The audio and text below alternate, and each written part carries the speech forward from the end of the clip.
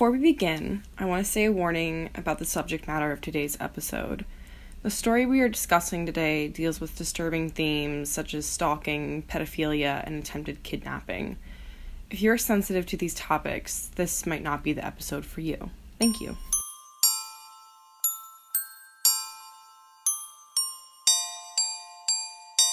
Hi and welcome to the first solo host episode of Spooky Betches.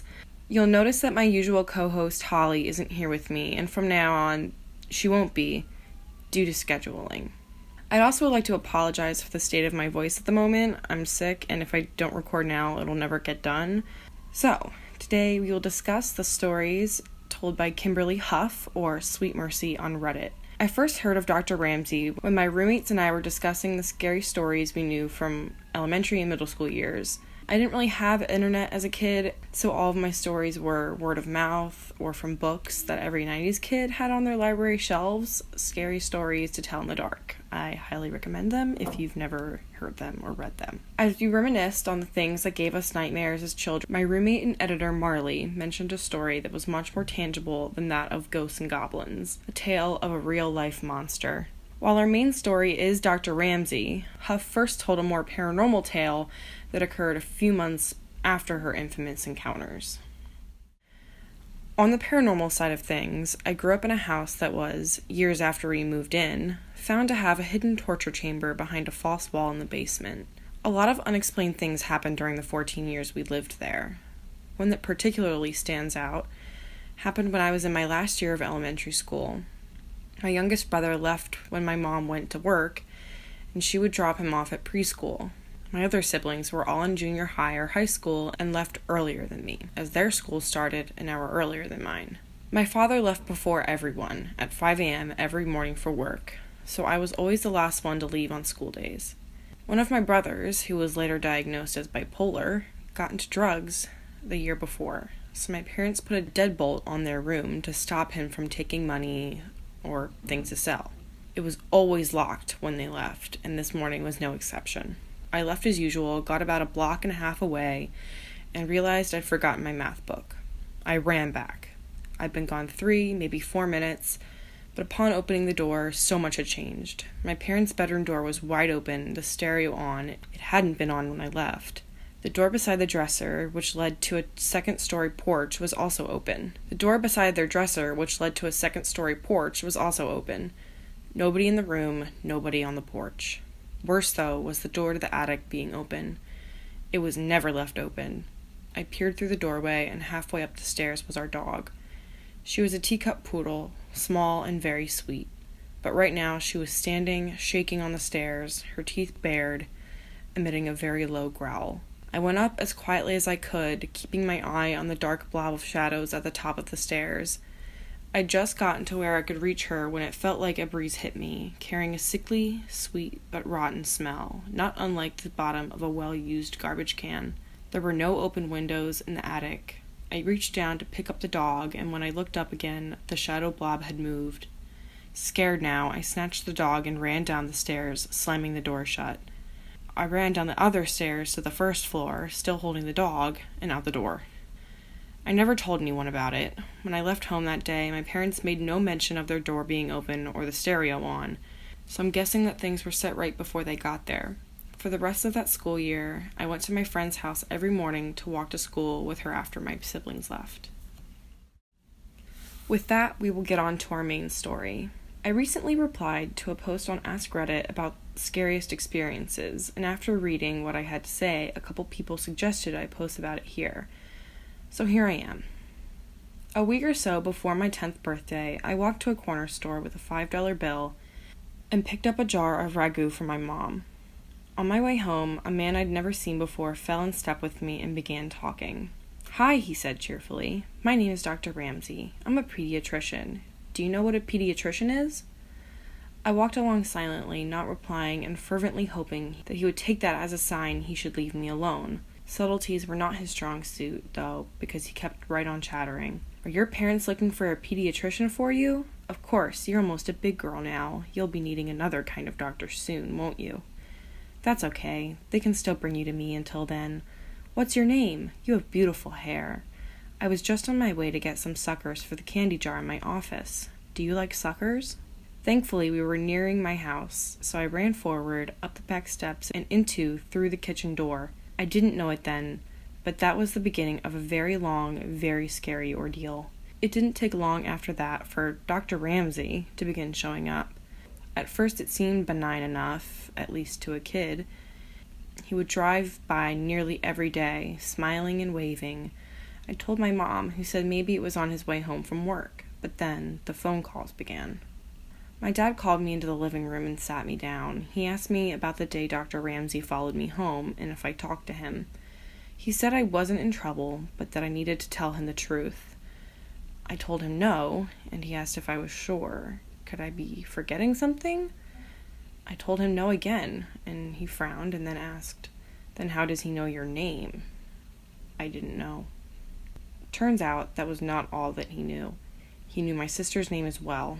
Pretty soon, neither my sister or I were allowed to answer the phone. He called several times a day. At first, neither of us knew what he was saying.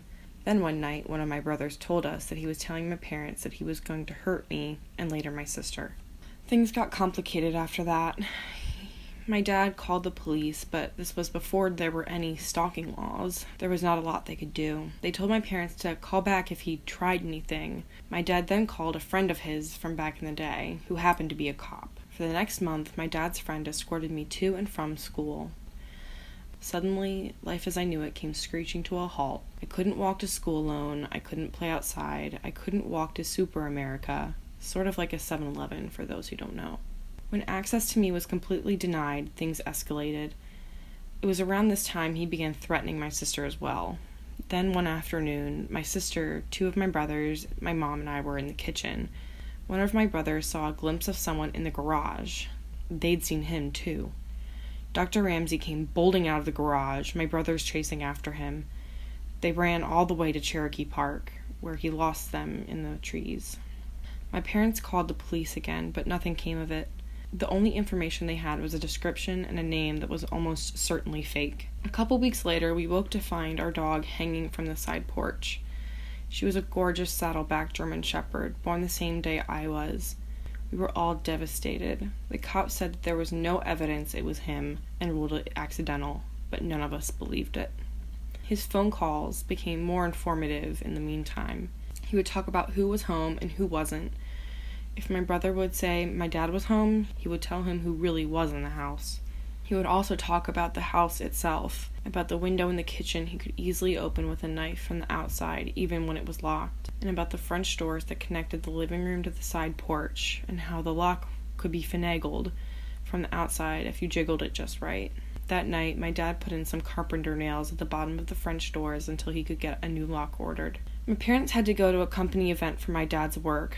My older brothers were at Saints West roller skating rink. My sister was on the phone with her best friend. My little brother was on the floor asleep. I was watching Devo on the midnight special with Wolfman Jack. It was late. Suddenly, the top of the French door swung inward, and in the few milliseconds before the nails in the bottom caused them to snap back, I could see his silhouette.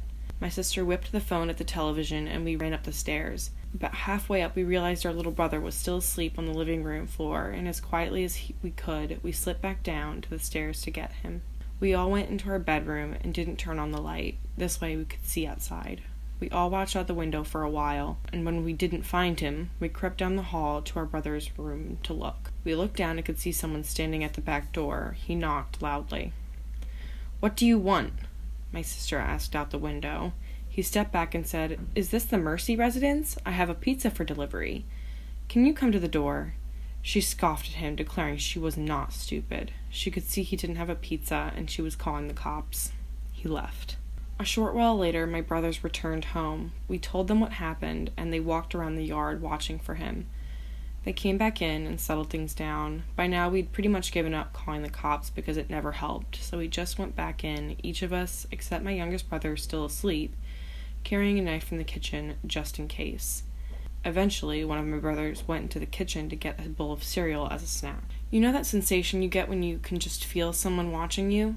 Yeah, he had that in spades. He kept looking around the kitchen, through the doorway into the dining room, at the windows. He didn't see anything, but he could still feel eyes on him, so he went closer to the door to try to see better. The kitchen lights were reflecting on the windows of the door. It had 3 rows of 3 windows, so he still couldn't see. He stepped closer, then closer again, until he was right up to the door, and then cupped his hands on either side of his head so he could see. There, on the other side of the window pane, was Dr. Ramsey smiling back at him. He turned to yell for my older brothers, and when he looked back again, he was gone. They went out again to look for him, but didn't see him. The next night we were at the table playing Crazy Eights, and my brother was restless. My sister asked him what was wrong, and he said he always felt like any minute now there would be a boom, boom, boom on a door or window. Almost immediately after he finished his sentence, boom, boom, boom on the window right behind him. In the chaos, the 2 eldest ran out, but he was already gone. A couple of weeks later, I was at school and we were outside on the playground during recess. I was swinging upside down when I saw that now familiar blue Ford Galaxy cruising by, moving slowly. There he was, smiling and waving. He called my name, and I ran to the teacher and told her. The school had been told all about him, and she took me inside right away and called my mom. That day, my mom had gotten a call from the school office asking her to verify that my dad was picking me up, as he'd called to say he was on his way. He wasn't. Not long after that, I woke up one night thirsty. I went down to the kitchen for a drink, and there, sitting alone in the dark, was my dad. On the table, a gun. He was tired of the police waiting until Dr. Ramsey tried something. He was tired of his children being terrorized. He was tired of being afraid every time he left for work that something would happen to us while he was gone. I sat with him for a time, watching, before he sent me back to bed. These events and many more took place over a period of around 18 months. Then, as suddenly as it began, it was over. He had vanished from our lives. The phone calls, the drive-by with the creepy waves, everything. For a long time, during and after the Dr. Ramsey days, I would have a reoccurring nightmare in which I would wake up to find him staring over me as I slept. It took a long time before I felt like a kid again. I found out years later that when he was calling, Dr. Ramsey would tell my parents that he was going to rape me and kill me, and later my sister, and that there was nothing that they could do about it. I don't know what happened to him when he disappeared. I don't know if he was in a car wreck, locked in prison, in a coma, but sometimes I wonder if the wait ended for my dad when he was sitting in the darkened kitchen one night. I don't know, and I'm not sure I want to know. Update. I'm working on bringing the story to a book format, a memoir of sorts. I'm doing it partly because writing about it has proven to be cathartic for me, and partly because I want to help others see that this is survivable. I have started a GoFundMe for it because, in order to write it completely, I need to be able to house my daughter and I while I'm in progress. And also I'd like to be able to get my hands on the most information/records possible, so that it is as full and accurate a book as it can be. I spent time over the winter in Minnesota interviewing families so I could fill in the gaps of my own memory, and I even finally asked my dad if he knew what happened to Dr. Ramsey in the end. Alright, so I'm back. Before I get into theories and the like, I want to point out 3 things. 1, this occurred in St. Paul, Minnesota between 1978 and 79. 2, there were no stalking laws at the time, and it wasn't really taken seriously. They were usually brushed off as harmless admirers or just non-threatening. 3, Huff mentioned in a comment on her paranormal story that her father had anger issues when she was a child, but he would have been there for her if he knew she needed him. I think she was really fortunate to have a dad that took what was happening as something that was very dangerous for his daughters and the rest of the family so seriously. I can't imagine being in that position where my child is under constant threat and the police refuse to do anything unless their stalker tries something. I mean, I'm not a mom, but I have a very loving and caring family, and I can totally imagine their stress that this would cause. I only really have one question for my audience. This is something that I'm going to do every episode so that it stimulates a conversation. And my question is, why would her parents let her walk to and from school alone when for a year and a half they'd been terrified that she would be kidnapped? This comes from the first story, where this is after the events of Dr. Ramsey stalking and watching her, and literally going to the school to try to pick her up. And I mean, good on her parents for actually telling the school that this was happening. But if your child, for 18 months, had been stalked and threatened, and why would you let her walk to school alone? I know that they probably realized that she needed some space, that she needed time, that now she was free of him, that he hadn't really interacted with her for a little while, but why would they let her walk alone? I just can't wrap my head around the reason why. My only thought is that they wanted her to feel like a kid again and wanted her to kind of have that experience. So that's my opinion on it, but you guys can definitely talk about it, and I definitely want to hear about it in the comments. So now we're on to who and why, and I don't really have any questions about the broad subjects of who and why, only that the answer to both is that he was or is still a skis ball. Just an absolute creep. He was a predator who preyed on young girls and got off on torturing them and their families. Well, at least psychologically. He played with their emotions and tried as hard as possible to ensure that they were in a constant state of vulnerability and upset, and it's just an awful situation. So, on to one of the first whys that I have. As to why the dog was killed, there are two reasonable answers to this for me as an owner of multiple German Shepherds in my lifetime. I think I have a pretty good understanding of why. The first reason is that German Shepherds make amazing guard dogs because of the bond they form with their owner. They're incredibly loyal, observant, and intelligent, and they know if someone is nervous and will definitely question why. I've had many repairmen who, upon sight, was terrified of my big lug of a teddy bear, and immediately, Czar, my baby, is suspicious of them and will break out into furious howling and barking, trying to protect us and alert us while we just need our sink repaired. However, when you approach him with an excited voice and lots of pets and cuddles, he will melt into a puddle of love. So the first thing is Dr. Ramsey could have just walked up to the dog kindly, and the dog probably would not have questioned anything. But I think it's very possible that he saw the dog as a threat. So there we go. The second reason is that Dr. Ramsey was a twisted motherfucker and just wanted to revel in the reaction of this family losing a beloved member, because, I mean, this is true for all dog owners. I think that your dog is really your baby. It's one of your children. It's a trusted and loved member of the family for most people. So I would really think that they would be very upset. He would know that they would be very upset at the loss of this dog. I think that these are the reasons why the dog was killed. One, because he was nervous around her, or she would sense that he was threatening. So he would just take that threat out, or he was chugging along on his torture train. So, yeah, I laugh. I don't really mean to laugh. I laugh that it's just a horrible situation and that nobody seemed to really want to help them, except for family members and the school she was going to, which good on them for actually knowing that this was something wrong.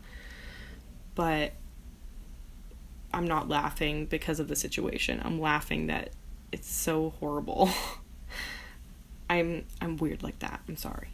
Now to how. A few people commented that Dr. Ramsey must have lived in the house at some point to know the layout. While I don't really believe in coincidences, I find it really hard to believe that this could be true. For one thing, if he had lived there most likely would have been someone who spanned the tenancy of both him and this family and connected the dots that this was the same guy. I think it would have been really easy to recognize someone if you'd seen them grow up, or more so if he'd lived there only in his adult years. We don't really know how old he was. I think that Huff, Kimberly Huff, the woman that this happened to, will probably tell this in her book. I hope she's still writing it. I'm definitely gonna link her GoFundMe in the in the show notes. But I definitely think that there would have been people who recognized him or knew him if he lived in the area. Also, neighborhoods like this one where the homes look to have been built by the same construction or contracting company, they typically have the same layout or very similar to make it easier and quicker to get done. When you think about it, let's say you're building a set of chairs for a dining table and you need to start with the first one and you've never done it before. Successively, it's going to become much easier to build the chairs as you go down. The first one might be a little rough, but at the end it's going to be very good because you've had the practice of 5 or 6 chairs before it. I think it's much more likely that he saw a family that had 2 little girls in the age range he preferred, as disgusting as it is, and decided to prey on them. It's possible that he just drove around until he found a victim, whether this was his first, last, or somewhere in between, and chose to scope out the house before even making the connection with his victim. This would explain the knife in the window and even what they were doing while he was calling. People tend to do things in patterns, whether the time they eat, do their homework, or take a shower. They probably do it around the same time each day, and when you observe a family for 18 months, they will become pretty predictable. This also provides a reason as to why he knew when someone wasn't home, specifically when on the phone with Huff's siblings saying that he knew their dad wasn't home. For me, I definitely live in patterns. I definitely have time where I spend time on my computer after class because, I'm in college. And, when you have children, you want them to be on a schedule and live on patterns so that they're used to what they need to be doing in a day and getting up at the same time, eating breakfast at the same time, getting to school at the same time, getting home at the same time. They have to live on a schedule so that their life doesn't end up in chaos, because if it was up to children, they would probably stay up till 2 and wake up at noon like I already do. So they would want to live like a college kid. So under the topic of what comes the subject of the torture chamber found at some point in their basement. I find this one kind of difficult, but again, I'm going with the idea that Dr. Ramsey didn't live in the house at any point, so this torture chamber belonged to a previous owner. As you can imagine, people in the comments were very interested in Huff's casual mention of a hidden chamber of horrors in her basement, and though she didn't remember much detail, she did recall that her father wanted to move the laundry room to the basement, and he believed that there was a false wall. This is true in a lot of houses. I live in a very, very, very old house, and we know that there's a room that's sealed, I guess you would say. That sounds like it's a tomb or something, but it is sealed, and we know that there is a room behind these 2 certain walls, and we could open it up, but we have not, even though my mom is dying to because she really wants to see what's in there. That's not our basement. We don't really have a basement, but that's pretty common for houses and basements to have rooms that are sealed off because they just don't need the space. They don't want it. They put something in there and they don't want it. Not all of them have torture chambers behind there, but some people put family memorabilia because they're gonna pass the house on and they want a descendant of theirs to find it, something sweet like that, or it could just be they don't want it, or there's a ton of reasons why rooms are sealed off that don't have to do with torture chambers. Anyway, sorry for that tangent. So historians showed up upon their grisly discovery, and using blood, apparently, they dated the material around 80 to 90 years old, and that definitely confirms the prior owner theory. Her mother had it removed from the house for obvious reasons. To me, I totally understand why whomever owned that torture chamber hid it, because it would be likely that most people didn't realize it was there, and if it was ever discovered, they would be long dead before they could be punished for it. My question is, what kind of torture chamber was this? Not just the tools they used, but for who or what was it for? In the 70s, DNA was in its infancy, and it would be impossible to test the blood for any information except maybe blood type. I'm curious if the blood belonged to a human or an animal, and testing that would shed a lot of light. I don't know if they have these items still. She said it was a historical society that came and got the items, and I've worked for a historical society, and trust me, they keep everything. So yeah, they most likely have everything that was in her basement, and they probably have it in a box somewhere or in a corner that's gathering dust. So it would be very easy to just try to find it, and most of the time everything's labeled. It's really not hard. While torturing animals is a sign of the beginnings of a serial killer, it's a far cry from kidnapping people and torturing them, especially when considering it was most likely an adult doing it. It's difficult for a child to do such things in their own home. You'd think it would attract parents' attention. I don't doubt my fellow historians' observations, but I'm interested to see what today's forensic science could reveal on this particular part of Huff's case. So the last what and final question is, what made Dr. Ramsey stop his onslaught of terror? And there are 3 outcomes. 1, Dr. Ramsey simply stopped because he lost interest. 2, Dr. Ramsey was put in jail. Or 3, Dr. Ramsey was killed or he died. The first I find ridiculous. People like him don't just stop unless you're Dennis Rader and decide to take 15-year hiatus while your kids are growing up. However, he is an outlier among many. Because of laws, Dr. Ramsey had potentially years of material he could get out of this family. When you think about it, he had one older girl to prey on and a younger one to prey on after. I mean, he had 2 girls he could torture for years. I think he was living out a longed-for fantasy, and there's nothing that would stop him except the second 2 options. It's very possible that he was put in jail for unrelated charges, such as child porn or drugs. He probably didn't have a job because the amount of time he spent torturing Huff's family. And I think it's likely that he was living out of his car and using payphones to call the house. While he wasn't intelligent, he was street smart and knew how to avoid getting in trouble, at least with his main source of happiness. It's possible he got a 5-year sentence, and once he got out, the girls were too old for him to continue, and likely moved on to another family. This is evidenced by the comment made by Lord Ruby on Huff's paranormal post. St. Paul? Was this in Minnesota? What year? I'm super freaked out by this. Around 1990, this guy calling himself Dr. something called and said inappropriate things to me. He knew the names of my family, and he must have known that my parents were gone that night. I actually just realized that part. Edit. We also had a window like that with the little panes. So this is very upsetting to me, but it gives credence to the idea that he was put in jail for an unrelated reason, maybe even 11 years, which actually is within the span of time a lot of rapists and pedophiles have to serve today and back then, which is absolutely terrifying.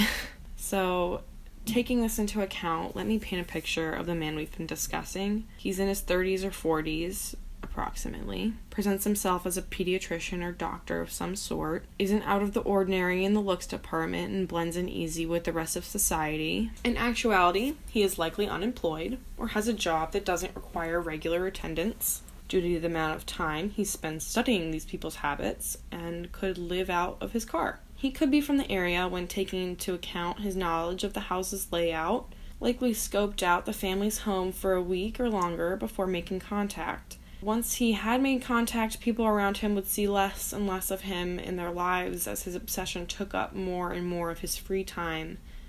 In the end, besides going into some sort of pedophilia ring conspiracy, I think Dr. Ramsey was a sicko who wanted to live out his fantasies. Whether they included actually hurting Huff and her sister, we'll never know. But I think it's also very possible that her father decided enough was enough. His cop buddy and him could have waited in the shadows of the house, and when he appeared, they took care of him. At any rate, I really don't think people could fault her father under the circumstances. I feel confident in being able to describe the kind of person he was. I'm not a medical professional, but I paid enough attention in my high school forensics class to realize that this guy was a creepazoid, and whatever his fate was, I hope he never had access to children again. So, I'd like to thank my editor, Marley, since I'm technologically illiterate. Bye guys, and remember to treat each other the way you want to be treated.